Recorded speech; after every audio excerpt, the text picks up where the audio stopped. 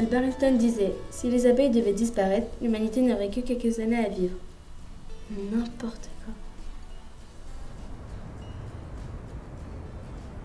Les abeilles sont sur Terre depuis 60 millions d'années.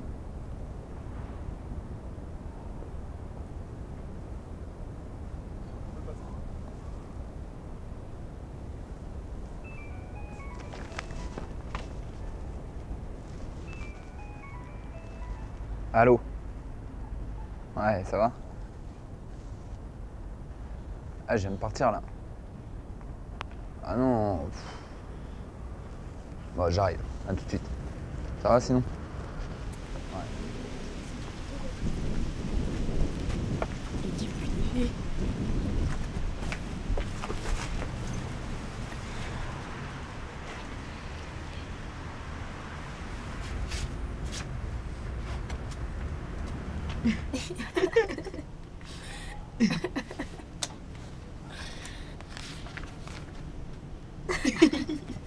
Ça va les petits?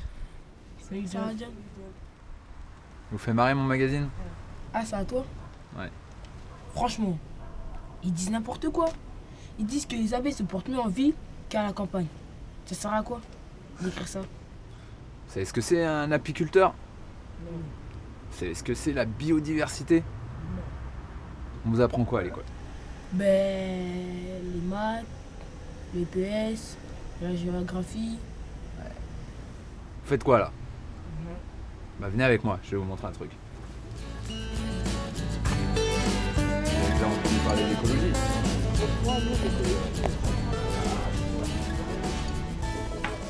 L'abeille est responsable de la pollinisation de 20 000 espèces végétales en Europe.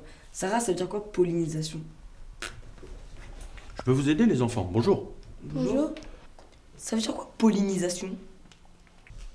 La pollinisation, c'est très simple. Je vais vous expliquer. Albert Einstein disait que ces petits insectes sont responsables de la vie de l'homme sur Terre. C'est pas vrai, c'est du mytho. Franchement, je vois pas le rapport entre les abeilles et nous. Tu vas comprendre tout de suite. Tenez, regardez. Une pomme, avant d'être une pomme, c'est une fleur, comme une tomate, comme une courgette. Vous comprenez jusque-là? Oui. Regardez, ça, c'est l'organe féminin de la fleur, les ovaires. Ça, c'est l'organe masculin de la fleur, le pollen, porté par les étamines. Les fleurs ont deux sexes? C'est ça. Et pour que cette fleur devienne un fruit, il faut que le pollen de cette fleur vienne jusque dans les ovaires de celle-là. Et comment c'est possible? Bah à cause des abeilles qui transportent le pollen, réfléchis. C'est exactement ça. Cette abeille pleine de pollen qui va d'une fleur de pommier à une autre fleur de pommier, sans le faire exprès, laisse tomber le pollen jusque dans les ovaires de cette fleur, ce qui, quelques mois plus tard, donnera un fruit. Et pourquoi la fleur n'emprisonne pas dans son ovaire son propre pollen? Parce qu'avec son propre pollen, elle ne peut pas féconder son propre fruit, c'est ça? Exactement. Et c'est comme ça depuis 60 millions d'années. S'il n'y a plus d'abeilles, il n'y a plus de fruits, plus de légumes. Pas les poires? Non. Les fraises? Les prunes, les cerises? Non. Il ne restera que le blé, le maïs, le riz. C'est tout.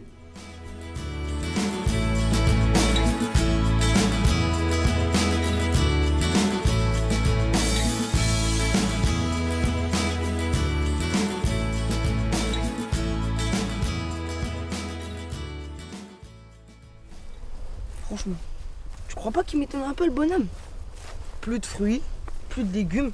Je dirais vraiment que ces petites bêtes sont responsables de ce qu'on mange aujourd'hui. Tu vois pas pourquoi ils mentiraient. Je sais pas, ça paraît incroyable quand même. Mais si c'était vrai, On a qu'à lui demander. vas-y. Tiens, il est là. Ah ouais.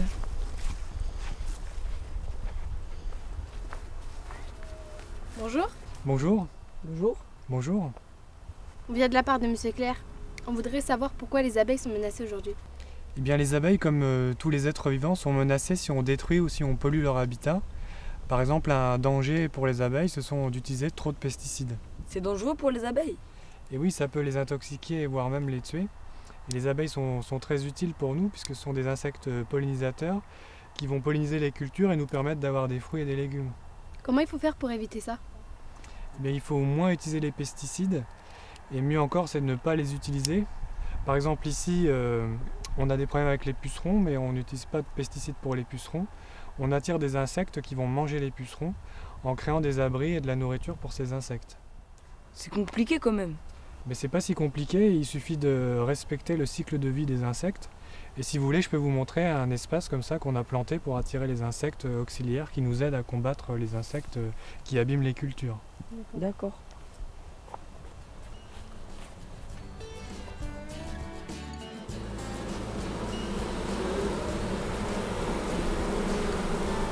Pourquoi êtes-vous si fragile? Moi j'aime bien les abeilles, mais des fois elles piquent. Finalement, l'origine de l'homme, c'est la nature. Mais j'ai l'impression qu'on s'éloigne de plus en plus de la nature. En fait, on est venu vous voir parce qu'on a lu que les abeilles se sentent mieux en ville qu'à la campagne. Est-ce que c'est vrai? Oui, c'est vrai, effectivement. Les abeilles se sentent beaucoup mieux en ville à cause des produits phytosanitaires, des pesticides qui les font mourir. Et pourquoi vous avez des ruches dans vos jardins? Par passion, bien sûr, et puis pour sauvegarder la nature, parce que les abeilles participent à la pollinisation, donc c'est très important de les sauvegarder. Et c'est pas dangereux pour les voisins? Pas du tout, ni pour moi, ni pour les voisins, ni pour mes petits-enfants, j'ai 3 petits-enfants. Voilà, le monsieur participe à la protection de la biodiversité. Effectivement. Bon, on y va alors? Où? Au rucher, là, je vais vous donner des tenues pour vous protéger. Allons-y.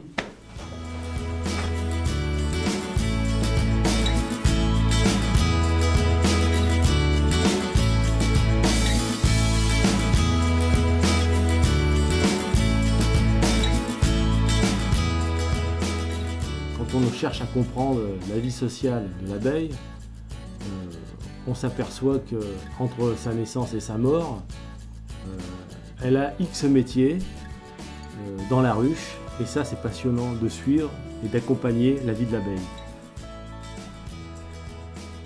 Elle naît, elle est nourrisseuse, elle est nettoyeuse, elle est gardienne, tout ça c'est des métiers qui sont dans la ruche.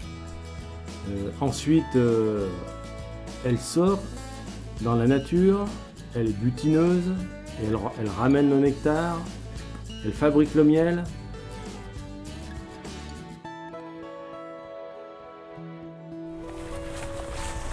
Donc voici le genre d'espace qu'on fait exprès de laisser sauvage pour les insectes et en particulier les abeilles.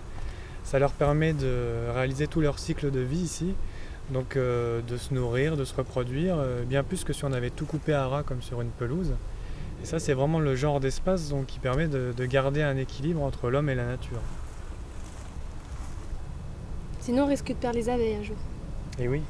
Et si personne ne change rien? Eh bien, si personne ne change rien, à terme, dans les 40 ans qui viennent, on pourrait perdre jusqu'à 40% de l'alimentation issue des fruits et légumes. Dans 40 ans, j'aurai 55 ans, l'âge à mon père. Et oui, c'est dans pas très longtemps. Comment le mec il était trop gentil. Et en plus il nous a passé un pot de miel. Ah oui, trop sympa. En plus j'ai cru que j'allais avoir peur des abeilles, mais j'ai même pas eu peur. Ah, tu fais quoi là? Eh gros, préserver l'environnement, c'est la famille gros. Ouais, c'est la famille les abeilles gros. Ah, c'est la famille.